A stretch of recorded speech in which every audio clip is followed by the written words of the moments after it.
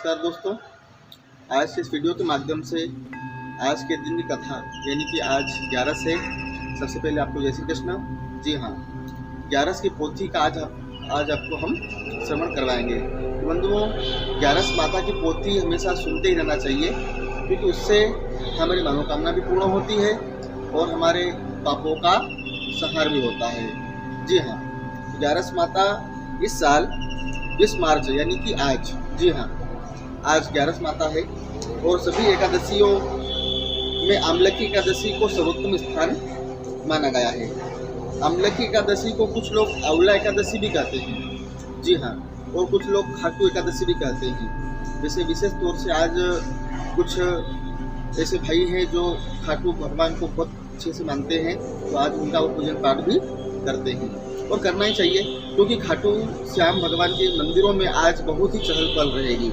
बंधुओं, हिंदू पंचांग के अनुसार फाल्गुन मास की शुक्ल पक्ष की 11 तिथि को आमलकी एकादशी नाम से भी जाना जाता है और इस साल 20 मार्च को एकादशी है।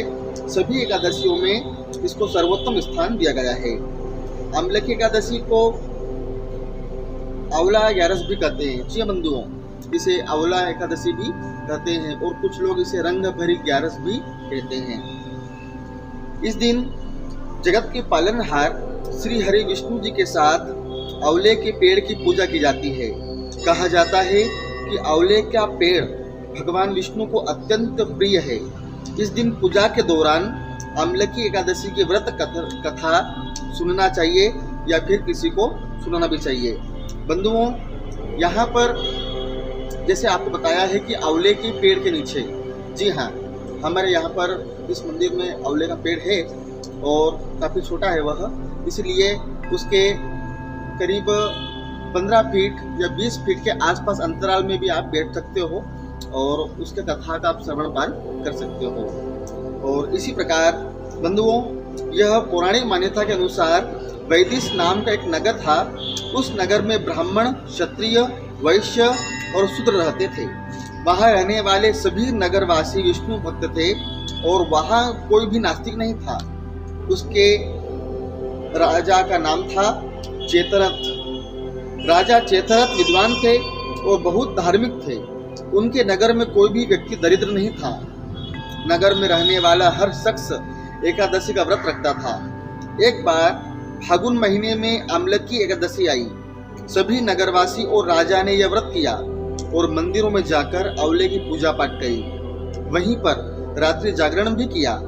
तभी रात के समय वहां एक बहेलिया आया जो कि घोर पापी था, लेकिन उसे भूख और प्यास लगी थी, इसलिए मंदिर के कोने में बैठकर जागरण को देखने लगा और विष्णु भगवान व एकादशी महात्म्य कथा सुनने लगा। इस तरह पूरी रात बीत गई। नगर वासियों के साथ बहेलिया भी पूरी रात वहां पर जागता रहा।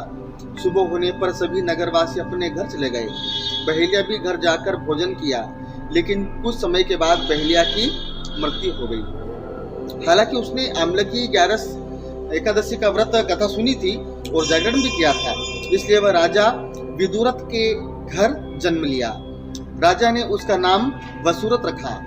बड़ा होकर वह नगर का राजा बना। एक दिन वह शिकार पर निकला, लेकिन बीच में ही मार्ग भूल गया। रास्ता भूल जाने के कारण वह एक पेड़ के नीचे सो गया। थोड़ी देर के बाद वही म्लेच्छ आ गए और राजा को अकेला देखकर उसे मारने की योजना बनाने लगे। उन्होंने कहा कि इसी राजा के कारण उन्हें देश से निकाल दिया गया था, इसलिए इसे हमें मार देना चाहिए। इस बात से अनजान राजा सोता रहा।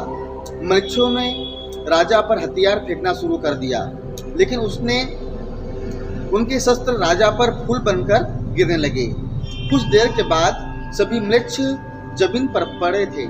वहीं जब राजा की नींद खुली तो उन्होंने देखा कि कुछ लोग जमीन पर मृत पड़े हैं।